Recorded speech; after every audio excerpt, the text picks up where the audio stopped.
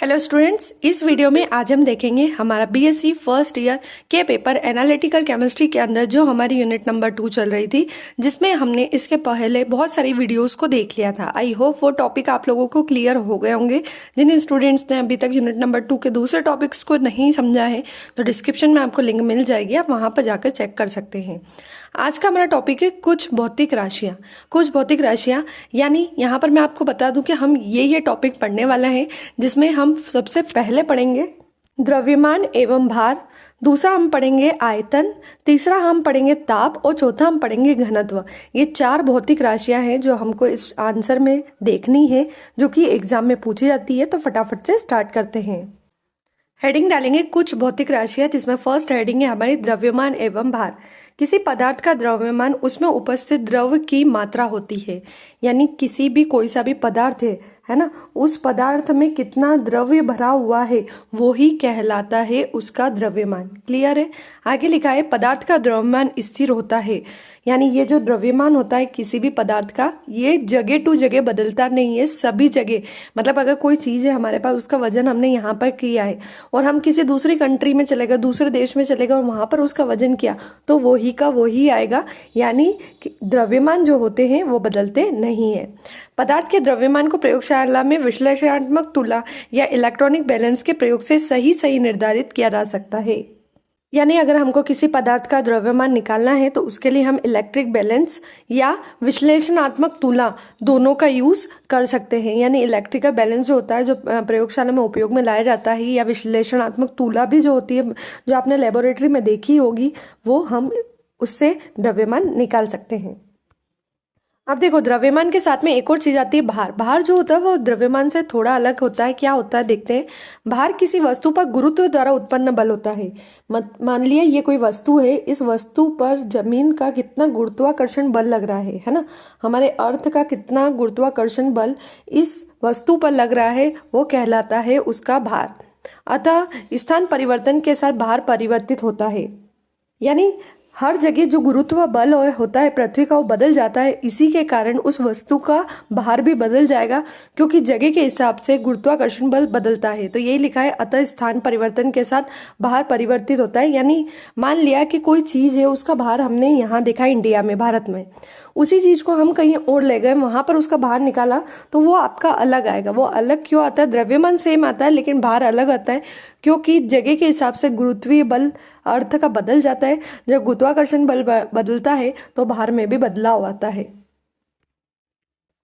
अतः स्थान परिवर्तन के साथ भार परिवर्तित होता है, क्योंकि गुरुत्व बल का मान स्थान के साथ बदलता है। ठीक है, समझ में आ गया।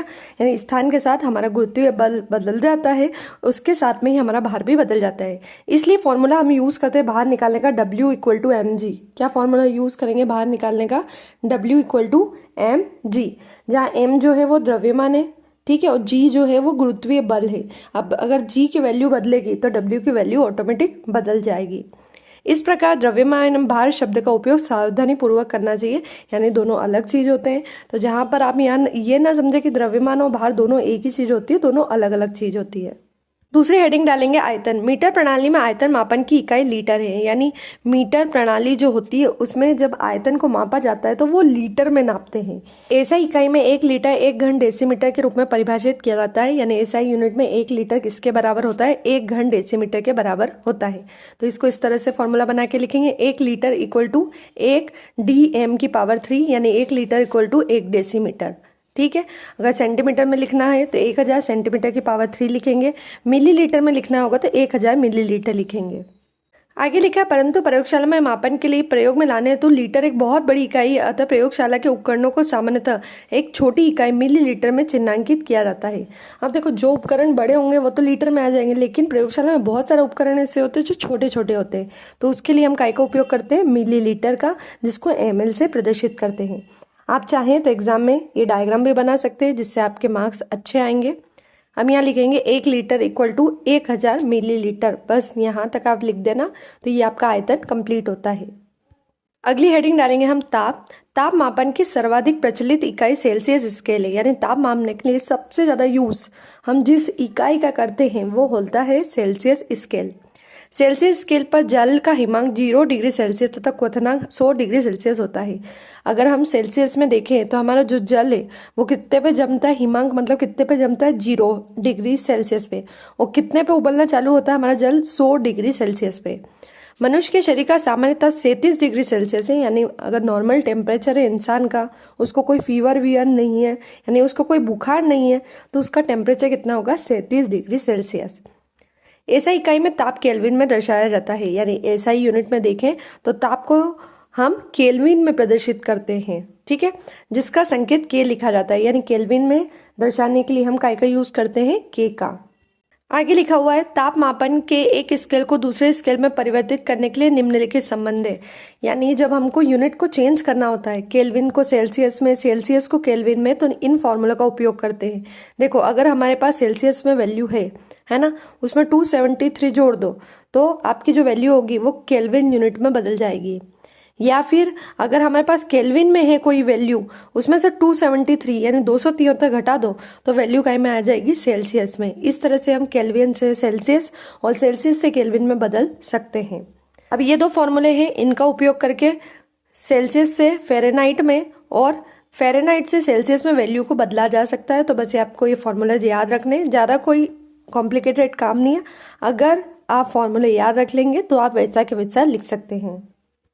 आगे लिखा ऋणात्मक मान जैसे -18 डिग्री सेल्सियस, -25 डिग्री सेल्सियस आदि सेल्सियस स्केल में ही संभव है, परंतु केल्विन स्केल में नेगेटिव मान संभव नहीं है। यानी नेगेटिव मान को हम केल्विन में नहीं निकाल सकते, इसलिए जब भी नेगेटिव ऋणात्मक मान हमें लिखना है तो हम सेल्सियस यूनिट का ही उपयोग करते हैं। साथ में आपको एक चीज़ और बता दूं, आप ये डायग्राम भी एग्जाम में बना सकते हैं अच्छे मार्क्स के लिए। अगली हेडिंग है घनत्व। घनत्व की व्युत्पन्न इकाई किलोग्राम प्रति घन मीटर है, यानी घनत्व को हम काय में निकालते हैं, किलोग्राम प्रति घन मीटर में हम घनत्व को मेजर करते हैं। सामान्यतः घनत्व की छोटी इकाई ग्राम पर सेंटीमीटर की पावर 3 या ग्राम सेंटीमीटर -3 का अधिक उपयोग किया जाता है। यानी अगर आपको घनत्व को बताना है तो घनत्व का मतलब होता है प्रति घन मीटर, इसकी इकाई ग्राम प्रति सेंटीमीटर की पावर 3 या ग्राम सेंटीमीटर -3 लिखते हैं। घनत्व की ऐसा इकाई हम लिखेंगे द्रव्यमान की ऐसा इकाई अपॉन आयतन की ऐसा इकाई, यानी घनत्व का फॉर्मूला होता है द्रव्यमान अपॉन आयतन। देखो द्रव्यमान की इकाई कितनी होगी, किलोग्राम, और आयतन की इकाई कितनी होगी, मीटर की पावर 3। अपॉन में है तो इसको ऊपर ले जाएंगे तो ये इकाई में आ जाएगी माइनस में, यानी फॉर्मूला हो जाएगा किलोग्राम मीटर -3। ये हो गई हमारी घनत्व की इकाई। तो ये तो थे हमारे छोटे से 4 टॉपिक, जिसमें आपके घनत्व का टॉपिक तो बहुत ही छोटा था। तो ये थी हमारी भौतिक राशियाँ। अगर आपको वीडियो पसंद आ रहे हो तो वीडियो को लाइक करें, सब्सक्राइब करें, शेयर करना बिल्कुल भी ना भूलें। एक चीज़ और मैंने आप लोगों को पहले भी बता दी है, मैं जल्दी क्लास 10 की वीडियोस चालू करने वाली हूँ। तो जल्दी अपने क्लास 10 के स्टूडेंट्स को, भाई बहनों को ये लिंक जरूर शेयर करें। इस तरह से मैं आपके लिए आगे भी वीडियो बनाती रहूँगी। Thank you.